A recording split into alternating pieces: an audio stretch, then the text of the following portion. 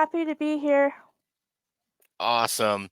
So, look, as we know, you're an author. So, what made you want to start writing books? What was it that made you want to start doing that? Well, I've actually been writing since I was about 9 years old. I've actually been writing horror since then. I just was like really into the Goosebumps books, so I started writing my own little Goosebumps stories, and it kind of went from there. Awesome. So you kind of like took that universe and just kind of wrote a few, almost like a Yeah, fan fiction type of thing. it was exactly like fan fiction. I was in fourth grade, so it wasn't very good, but it was my first writing project. When I had started writing, I kind of did a similar thing. I did some fan fiction stories revolving around Hellraiser and Halloween, and that's really just to get myself some practice. So that's always good to, yeah, I think that's a good way to kind of start when it comes down to it. So why don't you tell us about your newest book called Green Pines? So it's a folk horror about generational trauma with some supernatural, like paranormal and Lovecraftian stuff mixed in. I don't want to give away too much of the plot, but that's what it is in essence. Okay, and how long ago was it that you were able to get that published? I published it in January, and I have a new book coming out tomorrow, actually. Okay, well, tell us about that book as well. It's called Girl Beast. It's a werewolf coming of age story with like lots of gore in it. Oh, great. Awesome. Now, will those books be available online, like on Amazon? Yeah, they'll be available on Amazon. Terrific. I'm going to put the links in the comments section at the end there so people can find those links. Um, I guess another thing, too, is what is so are these like your, what is this, probably your second or third books that you've published so far? Or do you have, Yes, this book that I'm publishing tomorrow, it's going to be my third. okay, terrific. So, what is your writing process, in regards to trying to develop your story and develop your characters? Do you have a particular process that you go through?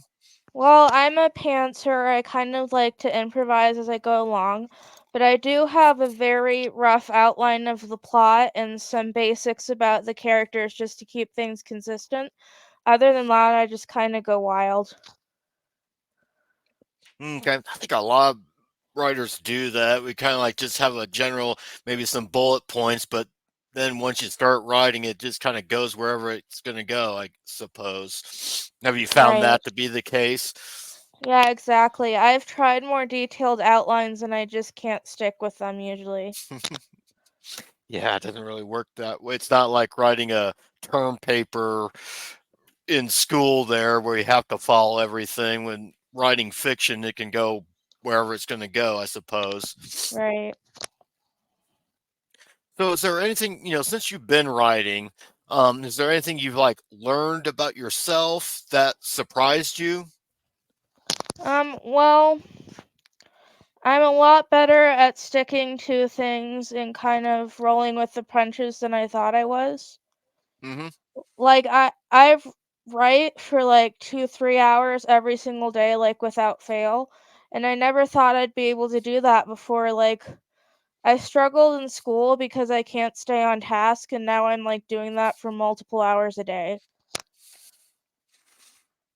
Yeah, I mean that's something I've learned too. Is once I get started, and it kind of takes me a while to get started, but once I get those first few sentences down, then I start. Before I know it, I've got 1,000 words written down. So it can go a lot.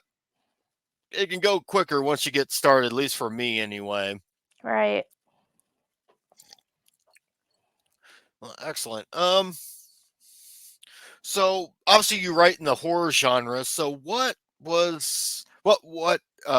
guess what was your introduction to the horror genre? Was it a particular movie or was it a book that got you interested in horror? So, like back when I was fourth grade, I was like one of those weird, creepy goth kids, and I loved everything scary. So I liked the Halloween movies when I was a kid. I really liked those. I liked Stephen King books a lot. I was reading like way above grade level because of Stephen King. So there's a lot of influences.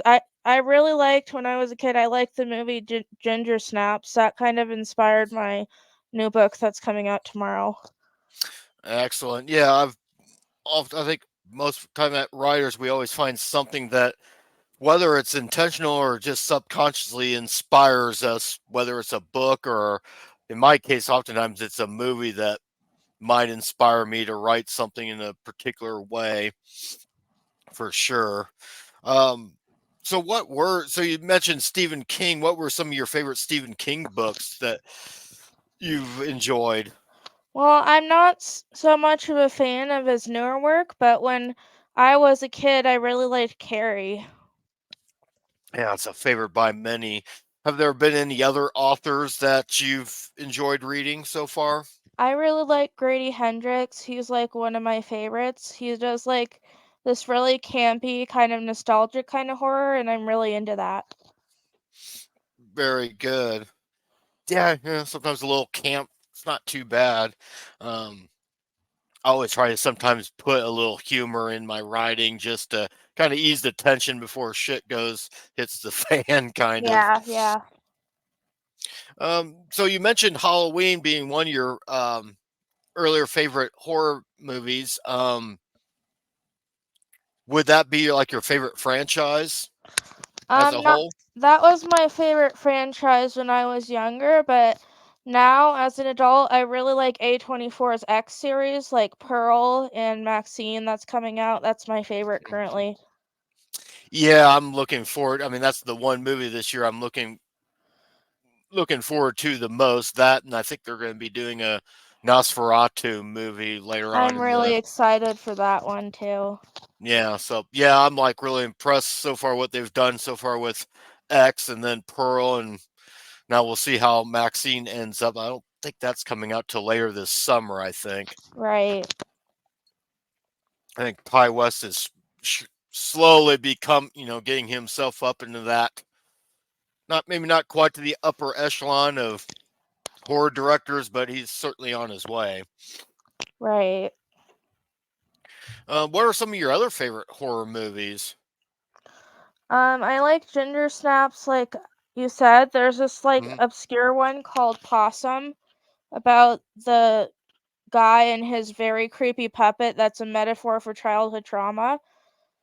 And I really like a movie called Skinamarink, which because it reminds me a lot of internet horror. It's very like internet horror reminiscent if you watch any of those series on YouTube. Uh, yeah, that's one that's like been on my watch list forever, and I have yet to get to it. But Yeah, I'm a big fan of YouTube analog horror, like the Mandela Catalog, the Walton Files, the Gemini Home Entertainment. Those are my favorite, and I really love Skinamarink because it's kind of like the same kind of style. okay. Now, what going back to some of your favorites, what about let's say X, for example? What did specifically did you like about that movie? I like the idea of a murderous old lady. I think that's really cool. Yeah, I think too is some of the themes about that too is all about besides just being on the surface, it's like a slasher film, very Right. a It's late it's like a 70s. Yeah, it's like a metaphor for aging and stuff, because you know how Pearl and Maxine are played by the same actor, or like young Pearl, Right. I mean. It's kind of a metaphor for aging. Yeah, it is. I think it plays on our worst fear. I mean, some people might say death, but I think it's more so getting older and not being able to do the things that you used to be able to do. So Yeah, when Pearl and her husband see these younger people there doing what they're doing, making their porno movie, they kind of, I think, especially in the case of Pearl, it makes her jealous that she can't do those things right. again. And obviously, she sees that with Maxine for sure. Yeah, all the A24 movies have a lot of layers to them. Like, have you seen Hereditary? Yep, I have. Hereditary has a lot of layers to it. It's like essentially about family trauma, but it's got all this other stuff under the surface. Yeah, I've always found, and it's interesting the way people are nowadays, especially on social media. It seems like they either like totally love something or they absolutely hate it. And there's like Right. no nuance in between. With me, with Hereditary, I can give it a 7.5 out of 10. I didn't love it, but I liked Yeah. it and appreciated it. Um, I can, it's one of those movies that I certainly appreciated the performances for sure. And as someone who's a husband and a father, I really found myself relating to Gabriel Byrne's character because he's the one that's trying to keep everything together, and of course he fails miserably at the end. But Have you seen Midsummer? I really like Midsummer. I just watched that a few weeks ago for the first time, and a lot of people hate that movie. I liked it. I think it was a little bit too long. I think they could have probably shaved about 20 minutes off, probably off of it. I think it would have worked been just fine. Mhm. Um, but I like the concept, what they were going for. I like the fact they don't. I love it when movies don't hold back, whether Right. it's whether it's the brutality and the gore or the sexuality. I like when they just go for it, and they certainly did in that movie. Right. It's also like everything takes place in broad daylight, which is so much different than the other horror movies that have usually a dark color palette. Hmm. So it's kind of interesting that everything's so bright. Yeah, and they kind of did the same thing with Pearl as Yeah, well. That's yeah. pretty much predominantly everything's happening there right in broad daylight, which almost makes it a little bit more horrific Mhm. because you think it's daytime, nothing bad can happen. It's normally when it's nighttime that something bad's going to happen. What's creeping outside, what's under your bed, and all that. All dating back to when we were children, and with those they took daylight, which is kind of like represents safety, I guess you could say, and happiness, and just totally make it horrific. Right.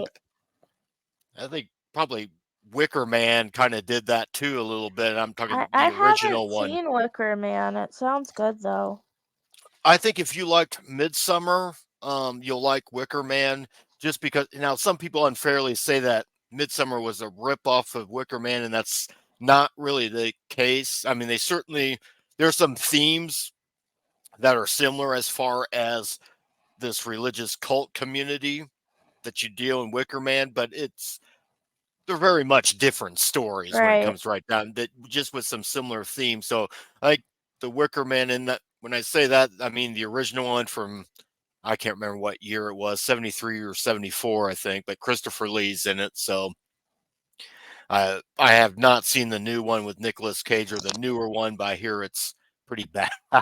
But I can't take any movie seriously if it has Nicolas Cage in it. he's not what and I love Nicolas Cage because he's just Nicolas Cage. He does what he does, and but you're right. There are certain movies that he just doesn't work well in, and that was probably one of them. If it's Yeah. a movie that's supposed to be taken seriously, probably not your best option to have. Did you see the trailer for Long Legs? That has Nicolas Cage in it. I've heard about it, but I haven't seen the trailer. I oftentimes will try to avoid trailers if I Right. can anymore because sometimes they either they give away too much or they make the movie look worse than it probably is or better than what it is, and like just tell Right. me what the general idea of the story is, who's in it, and I will figure out whether or not I want to watch it or not. Right. I think of course you mentioned Halloween. Out of those movies, would you say the original one's your favorite? Yeah, I really liked that as a kid, especially in middle school. Yeah, I was about at middle school too when I think the first time I watched I was about 13, and I grew up in Indiana. I'm now in Texas, but we had like one of those local stations, and they were showing Halloween and Halloween 2 back to back.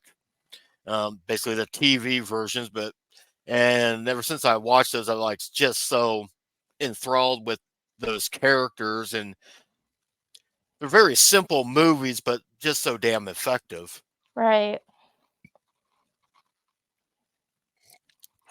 But I also, I mean, Halloween's kind of like half and half for me because I like one and two. I like four really well.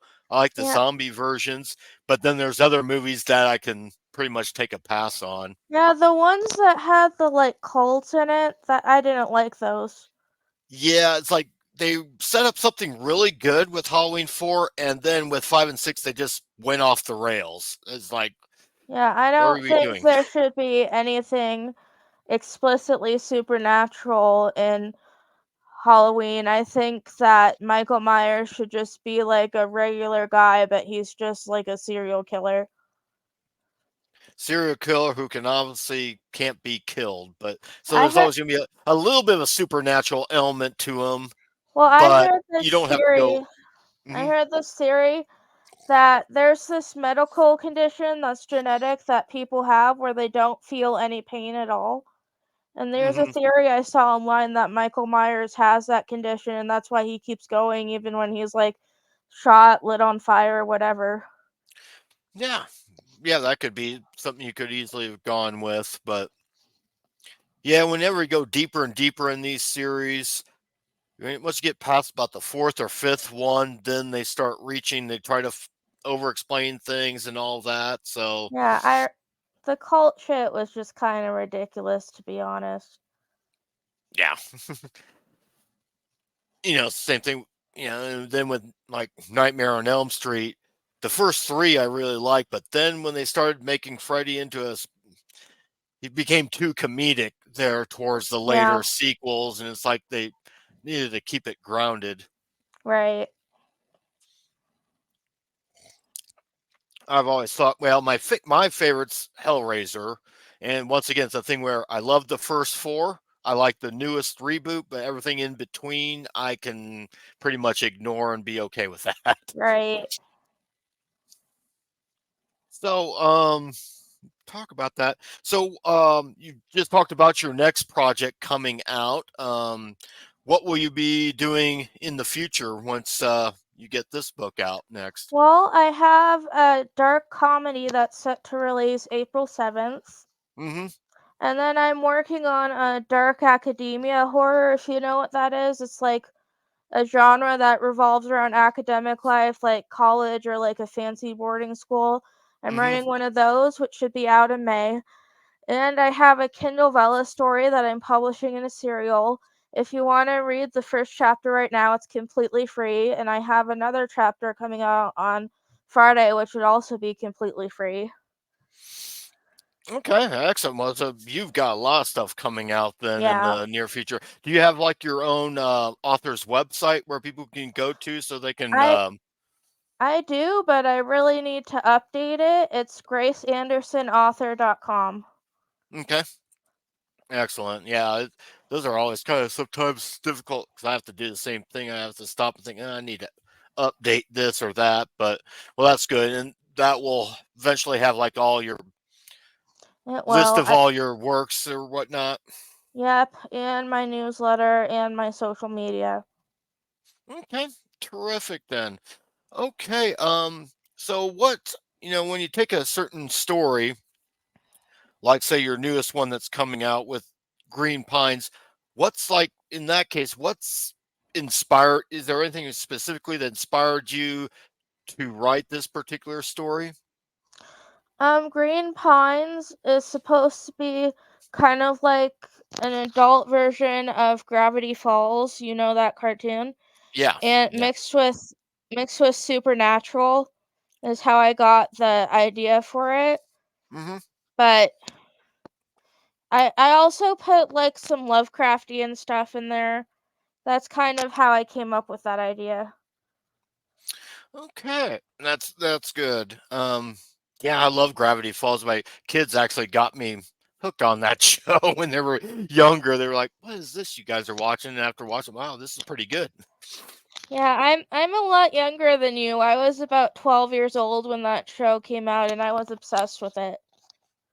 Yeah, you're probably close to my kid's age, possibly, but Yeah, oh, that's good. I mean, it's always good to see younger people getting involved in horror through whether it be writing or filmmaking or what have you, or right, content creators. And that's what I try to do, is try to give those people in the indie horror space, as I call it, um, a platform to introduce themselves to the people. So, right. okay, well, thank you, Grace, for coming on our show this evening. And once again, everyone, check out her links. I'll have them mentioned below in the video description. And we will see you next time on our next episode. Thank you.